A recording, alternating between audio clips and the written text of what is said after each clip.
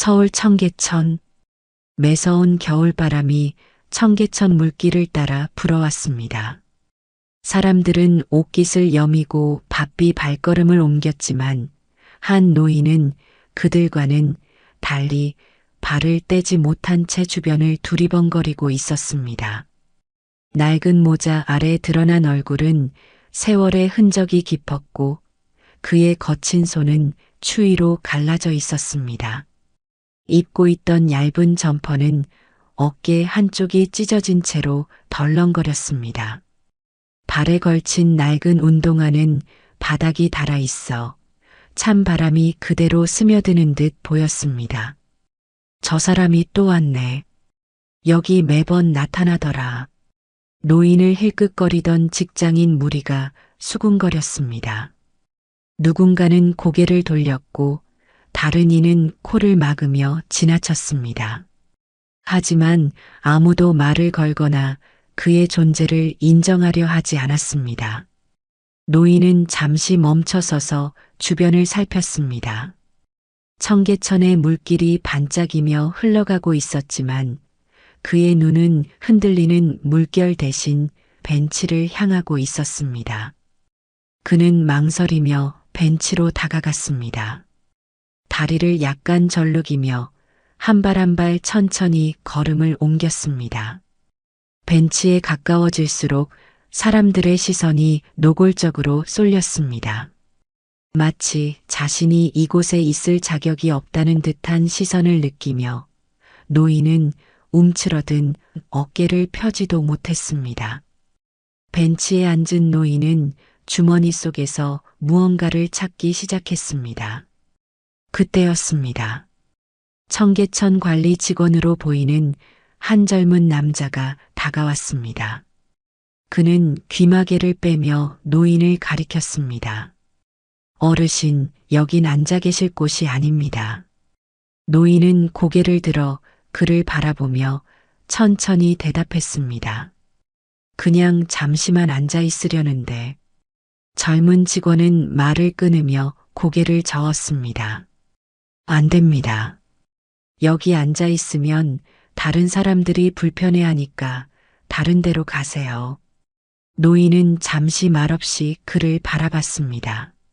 하지만 그 말이 끝나기도 전에 주변을 지나던 몇몇 사람들이 고개를 돌리며 쑥덕거렸습니다. 요즘 저런 사람들 많잖아. 여기저기 앉아서 시간 때우고. 그러니까 구청에서 정리 좀 하지. 수군거리는 소리가 점점 커졌습니다. 한 여성은 손을 내저으며 노인을 가리켰습니다. 여기 청계천이 깨끗해서 오는 건데 이런 사람이 있으니까 보기 안 좋잖아. 노인은 그들의 말을 들었지만 아무 대꾸도 하지 않았습니다. 대신 고개를 푹 숙이며 자신의 손을 바라봤습니다.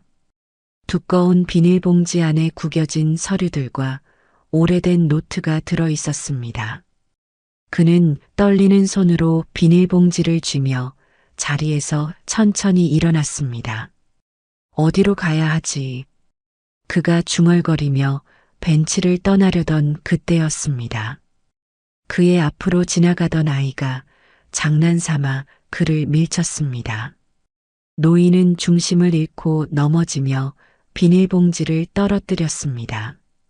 바닥에 구겨진 서류와 노트가 흩어졌고 지나가던 사람들은 그 광경을 보고도 누구 하나 멈춰 서지 않았습니다. 저기요, 여기 누가 떨어뜨린 것 좀 치우세요. 한 남자가 직원에게 손짓하며 소리쳤습니다. 관리 직원은 짜증이 섞인 표정으로 노인을 바라보았습니다. 어르신, 여기서 이러시면 곤란합니다.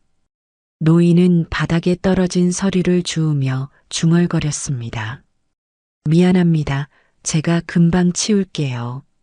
하지만 그의 손끝은 미세하게 떨리고 있었고 구겨진 서류를 제대로 잡지도 못했습니다. 주변 사람들은 그를 힐끗 보며 고개를 저었습니다.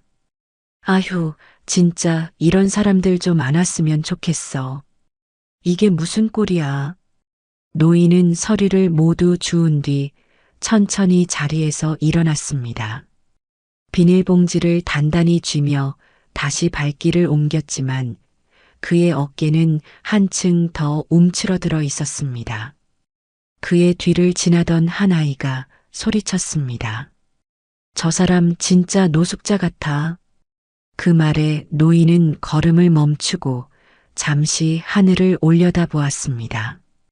구름 사이로 드문드문 보이는 겨울 하늘이 유난히 차갑게 느껴졌습니다. 청계천의 겨울 저녁은 차갑고 어두웠습니다. 사람들이 하나둘 떠난 산책로에는 희미한 가로등 빛만이 길을 밝혔습니다. 노인은 아직 그곳을 떠나지 못하고 주변을 서성이고 있었습니다. 갈 곳도 무얼 해야 할지도 알 수 없었기 때문입니다.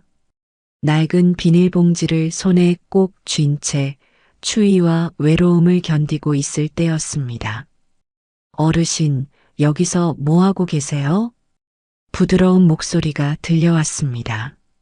노인은 고개를 들어 소리를 따라갔습니다.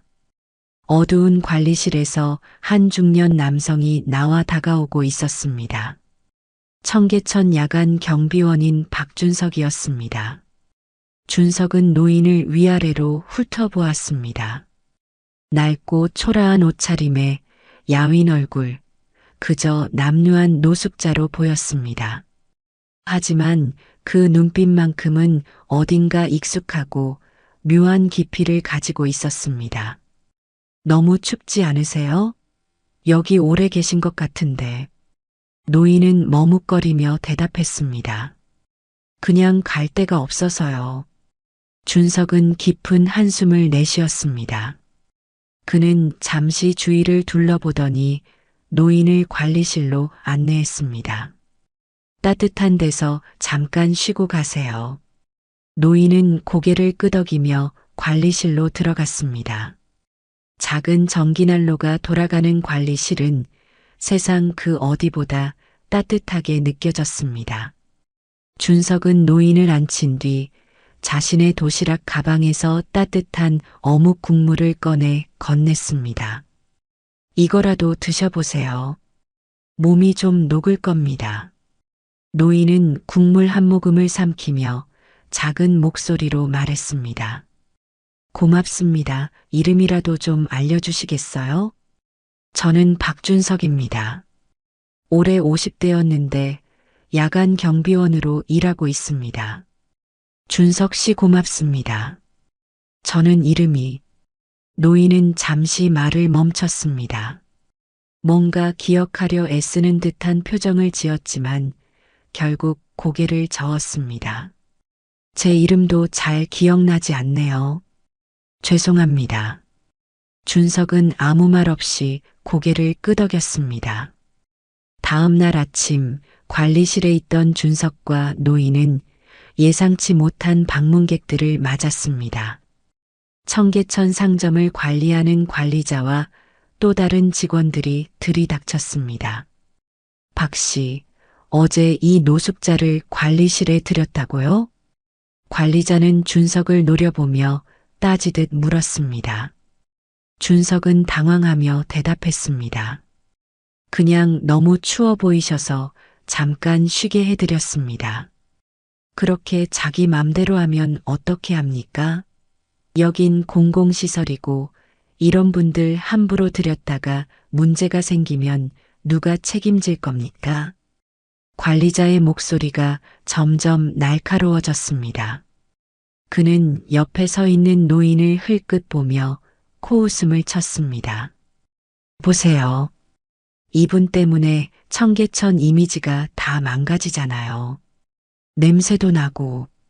그 말에 노인의 어깨가 움츠러들었고 그의 손이 비닐봉지를 더 세게 움켜쥐었습니다. 제가 책임지겠습니다. 준석이 단호하게 대답했습니다. 이분이 더 추위를 겪게 할 수 없어서 잠시 도와드렸을 뿐입니다. 하지만 관리자는 준석의 말을 듣고는 고개를 저으며 싸늘하게 말했습니다. 당신의 선의를 누가 모르겠어요. 그런데 그걸로 끝나지 않는 게 세상이죠. 박 씨, 오늘부로 그만두세요. 당장 해고입니다. 그 말에 준석의 얼굴이 굳었습니다. 너무하신 거 아닙니까?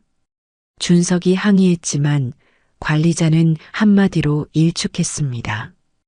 규정은 규정입니다. 더 이상 말하지 마세요.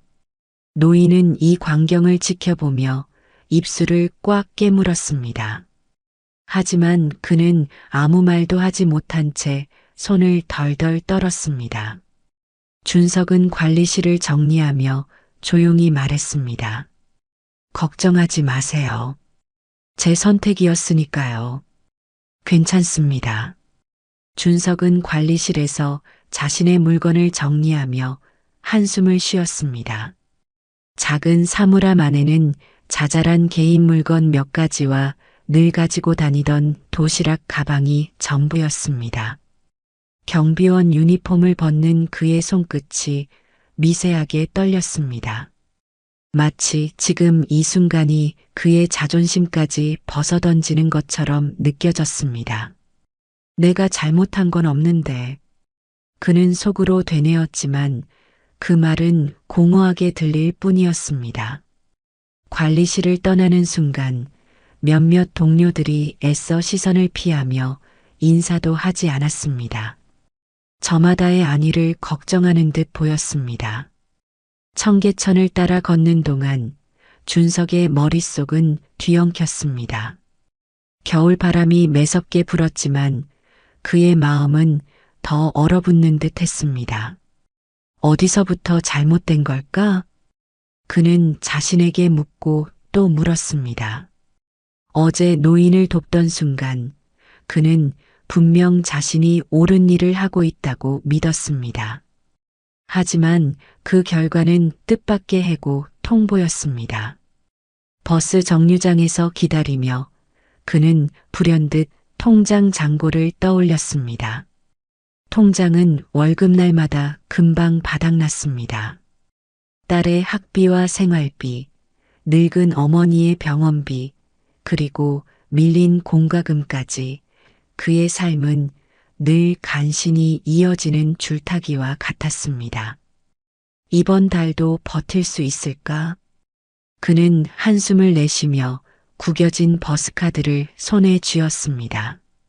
회사에서 지급된 교통비 지원도 이제 끊길 테니 이 카드가 마지막일지도 모른다는 생각이 들었습니다. 집으로 향하는 지하철 안 그의 눈앞에는 이틀 전 노인의 떨리는 손과 고개를 숙인 모습이 계속 떠올랐습니다. 잘 살고 싶었을 뿐인데 왜 이렇게 모든 게 꼬이는 걸까? 준석은 주머니에서 휴대전화를 꺼내 딸의 사진을 바라보았습니다. 사진 속 밝게 웃고 있는 얼굴은 아빠가 세상의 어떤 어려움도 이겨낼 수 있는 사람이라고 믿는 듯 했습니다. 그 미소가 오히려 준석의 가슴을 더 무겁게 짓눌렀습니다. 집에 도착한 준석은 방 한구석에 앉아 깊은 한숨을 내쉬었습니다. 어둠이 내린 방 안에서 그는 그저 멍하니 손을 만지작거렸습니다. 해고의 현실이 서서히 그의 마음을 잠식했습니다. 이 나이에 어디서 새로 시작하라고. 머릿속에서는 여러 가지 일이 떠올랐습니다. 하지만 그 어느 것도 뾰족한 해결책은 아니었습니다. 얼마 지나지 않아 딸아이의 목소리가 들려왔습니다. 아빠, 오늘 일은 어땠어? 준석은 고개를 들고 어색하게 웃으며 대답했습니다. 그냥 뭐 별일 없었지. 그는 딸에게 사실을 말할 수 없었습니다. 자신을 바라보는 그 해맑은 눈망울에 더 이상 실망을 안겨주고 싶지 않았습니다. 그날 밤 그는 뒤척이며 좀처럼 잠들 수 없었습니다. 과거의 자신감 넘치던 시절이 떠올랐습니다. 그때는 더 많은 선택지가 있었다고 느꼈지만 지금은 모든 게 너무나 막막했습니다. 침대에 누운 채 천장을 바라보며 그는 간절히 기도하듯 속삭였습니다. 뭔가 방법이 있어야 할 텐데. 하지만 그의 머릿속은 점점 더 어두워져 갔고 세상은 그에게 잔인하게 느껴졌습니다. 며칠 후 준석은 어느새 다시 청계천을 찾아왔습니다. 익숙한 물길과 겨울 하늘이 그의 발걸음을 붙잡았습니다. 그는 그날 관리실에서 봤던 노인의 모습이 떠올라 걸음을 멈췄습니다. 그분은 지금 어떻게 됐을까? 문득 그가 꺼냈던 낡은 비닐봉지가 떠오르며 마음이 복잡해졌습니다. 노인을 돕는 것이 정말 잘못이었을까? 그는 여전히 답을 찾을 수 없었습니다. 그때 그의 휴대전화가 울렸습니다. 화면에 뜬 번호는 처음 보는 낯선 번호였습니다. 망설임 끝에 전화를 받았습니다. 박준석 씨 맞으십니까? SE그룹 비서실입니다. 낯선 목소리가 그의 귀에 들려왔습니다. 준석은 순간 얼어붙었습니다. SE그룹이라면 한때 세간의 이목을 받았던 대기업입니다.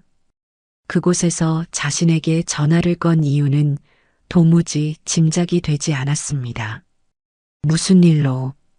그의 목소리가 떨렸습니다. 상대방은 부드럽게 대답했습니다. 며칠 전 박 씨께 도움을 받은 분이 저희 회장님이십니다. 자세한 이야기는 직접 만나서 전하고 싶습니다. 시간을 내주실 수 있을까요? 준석은 말문이 막혔습니다. 그날의 노인이 SE그룹의 회장이라니. 그는 핸드폰을 쥔 채 한참 동안 말을 잇지 못했습니다. 서울 강남의 한 고급 호텔 라운지. 박준석은 넋이 나간 사람처럼 호텔 로비에 서 있었습니다. 몇 년 전까지 청계천의 경비원으로 일하며 매일 겨울바람을 맞던 그가 이제 벨보이들의 정중한 안내를 받으며 이곳에 서 있는 건 마치 꿈만 같았습니다. 박준석 씨 맞으십니까? 깔끔한 정장을 입은 한 남성이 다가와 준석을 반겼습니다. 네, 맞습니다. 그런데 준석은 여전히 긴장한 얼굴로 물었습니다. 왜 제가 여기에 불려왔는지. 정장 차림의 남성은 미소를 지으며 대답했습니다. 곧 아시게 될 겁니다. 안으로 들어가시죠. 그가 안내한 곳은 호텔 최고층에 위치한 프라이빗 라운지였습니다. 두꺼운 문을 열고 들어가자 방 안에는 어두운 벨벳 소파와 고급스러운 가구들이 놓여 있었고 창밖으로는 서울의 전경이 한눈에 들어왔습니다. 그리고 방 한쪽에서 낡은 점퍼를 입고 있던 노인이 천천히 고개를 돌렸습니다. 어르신? 준석은 노인의 모습을 알아보고 당황했습니다. 며칠 전 청계천에서 떨고 있던 그 노인이었습니다. 하지만 이번엔 그의 옆에는 고급 맞춤형 코트와 고급 지팡이가 놓여 있었습니다. 준석 씨 덕분에 따뜻하게 지낼 수 있었습니다. 노인은 조용히 미소 지으며 인사했습니다. 노인의 말투와 행동은 분명히 뭔가 달라 보였습니다. 준석은 천천히 자리에 앉으며 물었습니다. 어르신, 여긴 도대체 어디입니까? 그리고 왜 저를 부르신 건가요? 노인은 한참을 조용히 바라보다가 비서가 건넨 서류 하나를 준석에게 밀어주었습니다. 이걸 보면 알 수 있을 겁니다. 준석은 손을 떨며 서류를 펼쳤습니다. 첫 페이지에는 큼지막한 글씨로 이렇게 적혀 있었습니다. SE그룹 회장 이세환. 순간 준석은 숨이 멎을 것 같았습니다. 그는 믿기지 않는 표정으로 노인을 바라봤습니다. 회장님이라고요? 그렇습니다. 내가 바로 SE그룹의 이세환입니다. 노인은 한숨을 내쉬며 말을 이어갔습니다. 내가 이렇게 초라한 모습으로 청계천에 있었던 건 내 스스로도 설명하기 어려운 일입니다. 요즘 들어 기억이 점점 희미해지고 길을 잃는 일이 잦아졌거든요. 하지만 당신이 나를 도와줬습니다. 나를 단순한 노숙자로 보지 않고 한 인간으로 대해줬죠. 준석은 아무 말도 하지 못한 채 그를 바라보기만 했습니다. 노인의 말은 이어졌습니다. 사람들은 내가 이런 상황에 처했다는 걸 알지 못합니다. 당신 같은 사람이 아니었다면 나는 아직도 추운 길거리를 떠돌고 있을 겁니다. 노인은 천천히 몸을 일으켜 창밖을 바라보았습니다. 청계천은 내가 인생에서 가장 큰 프로젝트를 펼쳤던 곳입니다. 그곳을 복원하고 사람들에게 다시 돌려주었죠. 하지만 정작 나 자신은 그 청계천에서 길을 잃고 있었습니다. 그는 고개를 돌려 준석을 바라보았습니다. 당신 같은 사람이 없었다면 나는 여전히 방황하고 있었을 겁니다. 그래서 이제 내가 당신을 도울 차례입니다. 준석은 여전히 혼란스러웠습니다. 회장님, 저는 그저... 노인은 손을 들어 그의 말을 막았습니다. 더 이상은 겸손해하지 마세요.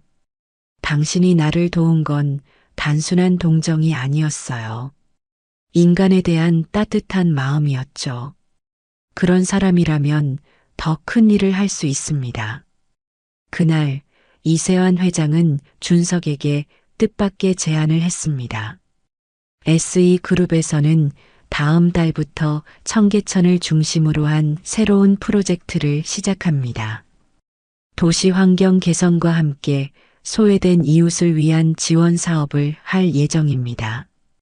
당신은 그 프로젝트의 책임자로 함께 해주셨으면 합니다. 준석은 깜짝 놀라며 대답했습니다. 저 같은 사람이 그럴 자격이 있을까요? 노인은 미소를 지으며 고개를 끄덕였습니다. 당신처럼 사람의 가치를 볼 줄 아는 사람이야말로 이 일을 맡을 자격이 있습니다. 그리고 내가 당신을 믿습니다. 그날 저녁 호텔을 나선 준석의 가슴은 처음으로 희망으로 가득 찼습니다. 세상이 끝난 것처럼 느껴졌던 며칠 전과는 완전히 다른 기분이었습니다. 그의 발걸음은 한결 가벼웠습니다. 청계천 복원 프로젝트가 다시 시작되었다는 소식은 곧 도시 전역에 퍼졌습니다.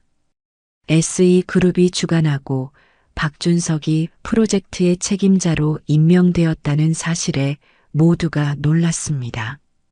프로젝트 발표회가 열리던 날 준석은 세련된 정장을 차려입고 무대에 섰습니다. 낡은 경비원 유니폼 대신 고급 정장이 주는 묵직한 무게감은 어색했지만 그는 자신을 돕겠다고 손 내밀었던 이세환 회장의 신뢰를 떠올리며 용기를 냈습니다. 발표회는 성공적이었습니다. 준석의 진심 어린 연설은 사람들의 마음을 움직였습니다. 청계천은 모두가 누릴 수 있는 공간이어야 합니다. 여기에는 부유한 사람도 그렇지 않은 사람도 모두가 동등하게 어울릴 수 있어야 합니다. 저는 그 시작점이 되는 일을 맡게 되어 영광입니다. 그의 연설이 끝나자 박수가 쏟아졌습니다. 기자들은 프로젝트에 대해 궁금증을 쏟아냈고 준석은 차분히 질문에 답했습니다. 발표회가 끝난 뒤 이세환 회장은 무대 뒤편에서 준석을 지켜보고 있었습니다. 정말 잘했어. 그의 목소리에는 진심이 담겨 있었습니다. 하지만 프로젝트가 순조롭게 진행되기만 한 것은 아니었습니다. SE그룹 내부에는 준석을 곱지 않게 바라보는 사람들도 있었습니다. 특히 SE그룹의 관리팀장이었던 한민수는 준석을 공개적으로 비난하며 방해를 일삼았습니다. 어디서 온 경비원 주제에 우리 프로젝트를 이끈다고? 회사의 수준이 이 정도로 떨어졌나 보군. 민수의 말은 직원들 사이에서 은근한 불만을 부추겼습니다. 민수는 프로젝트를 망치기 위해 일부러 진행 속도를 늦추고 예산을 축소하는 등의 방해 공작을 벌였습니다. 그의 계략으로 인해 프로젝트 일정은 몇 주 동안 지연되었고 준석은 큰 스트레스에 시달렸습니다. 그러던 중 준석은 우연히 민수의 부정을 알아냈습니다. 그는 회사의 예산을 횡령하고 프로젝트와 관련된 일부 자료를 외부로 유출하고 있었습니다. 준석은 이 사실을 이세환 회장에게 보고했습니다. 회장님, 제가 이 문제를 바로잡아도 괜찮겠습니까? 이세환은 잠시 고민하다가 고개를 끄덕였습니다. 그래, 준석 씨가 옳다고 생각하는 대로 하게. 나는 당신을 믿네. 준석은 즉시 민수를 내부 감사팀에 신고했습니다. 민수는 모든 사실이 드러나자 회사를 떠날 수밖에 없었습니다. 마지막으로 준석을 마주한 민수는 분노와 후회의 복잡한 표정을 짓고 있었습니다. 당신 같은 사람이 왜 나보다 나은 대접을 받아야 하지? 당신은 그저 경비원 출신일 뿐인데. 준석은 그의 말을 담담히 받아쳤습니다. 사람의 가치는 직업이나 과거로 결정되는 게 아닙니다. 앞으로는 스스로를 더 돌아보길 바랍니다. 민수가 떠난 뒤 프로젝트는 다시 순조롭게 진행되었습니다. 준석은 직원들과 소통하며 모두가 힘을 합칠 수 있도록 이끌었습니다. 그는 과거 경비원으로 일하며 사람들과 직접 부딪혔던 경험을 살려 직원들의 의견을 경청하고 조율했습니다. 한편 이세환 회장은 프로젝트를 지켜보며 자신의 과거를 되돌아봤습니다. 나는 그동안 사람들을 너무 쉽게 판단했었지. 겉모습만 보고 그들이 가진 진짜 가치를 놓친 일이 많았어. 그는 준석을 보며 깊이 깨달았습니다. 내가 청계천을 복원했지만 정작 그 의미를 진정으로 이해한 건 준석 씨였구나. 마침내 프로젝트가 완료되던 날 청계천의 새로운 모습이 시민들에게 공개되었습니다.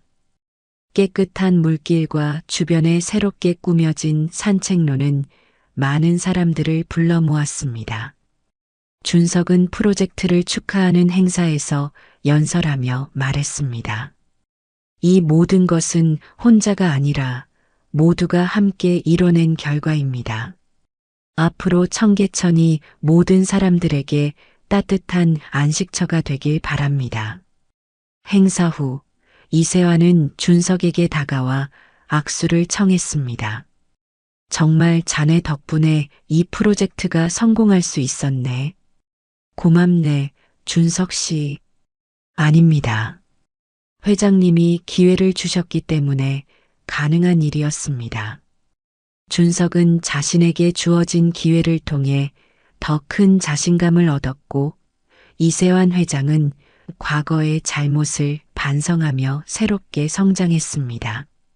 청계천은 이제 단순한 도시의 한 부분이 아니라 모든 사람들에게 희망과 치유를 주는 공간으로 거듭났습니다. 청계천의 새 프로젝트가 성공적으로 마무리된 뒤 SE그룹은 도시재생 분야에서 가장 주목받는 기업으로 떠올랐습니다. 준석은 이 프로젝트의 책임자로 이름을 알리게 되었고 그의 이야기는 뉴스와 인터넷을 통해 사람들에게 알려졌습니다. 한 경비원의 따뜻한 손길이 억만장자를 구했다. 청계천 프로젝트의 숨은 영웅, 박준석. 그의 이름은 이제 경비원이나 해고 직원이 아니라 진정한 리더로 자리 잡았습니다. 어느 겨울날 아침, 준석은 여느 때처럼 프로젝트 관련 서류를 정리하며 하루를 시작하고 있었습니다.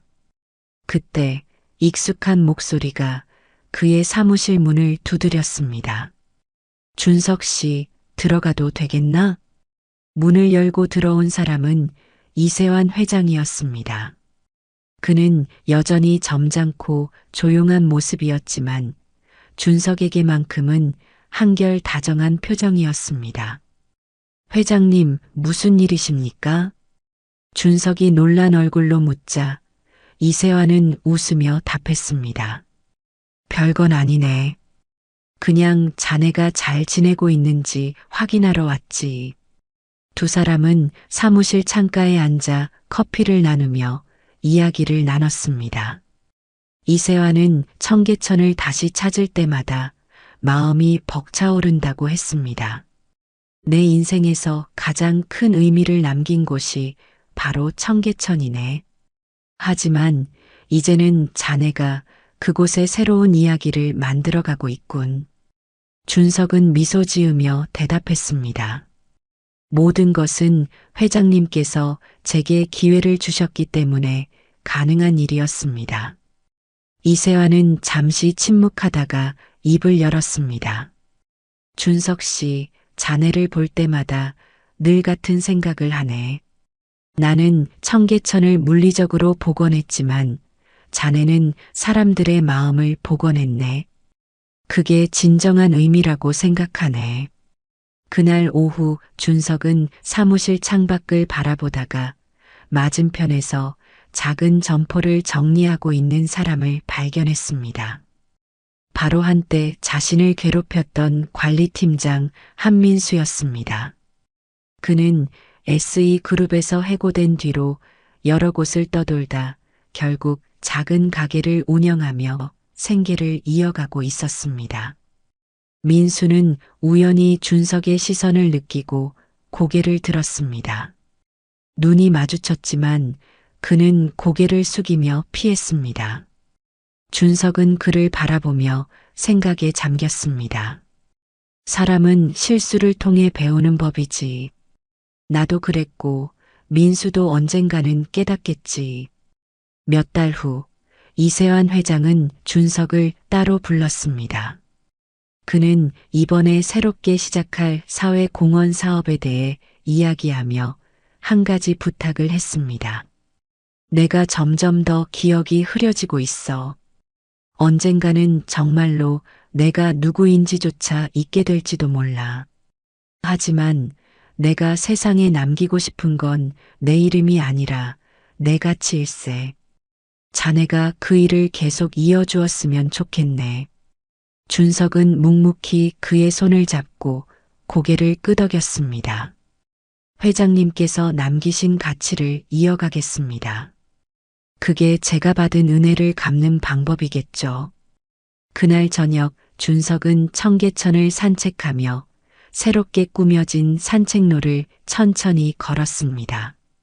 저마다의 삶을 살아가는 사람들이 그곳에서 웃고 쉬고 어울리는 모습을 보며 그는 마음 한구석이 따뜻해지는 것을 느꼈습니다. 청계천이 정말 모두의 공간이 되었구나. 그는 혼잣말을 하며 가로등 아래 걸음을 멈췄습니다. 그리고 고개를 들어 맑은 겨울 하늘을 바라보았습니다. 어느새 청계천의 물길은 새로운 이야기를 품고 흘러가고 있었습니다. 준석은 한숨 돌린 뒤 마음속으로 다짐했습니다. 이제 나도 나만의 길을 만들어야지. 누군가를 돕는 길을. 그의 얼굴에는 밝은 미소가 떠올랐습니다. 이 모든 것은 작은 친절과 용기에서 시작된 일이었습니다. 세상이 더 따뜻해질 수 있다는 믿음이 오늘도 그의 한 걸음을 내디디게 했습니다.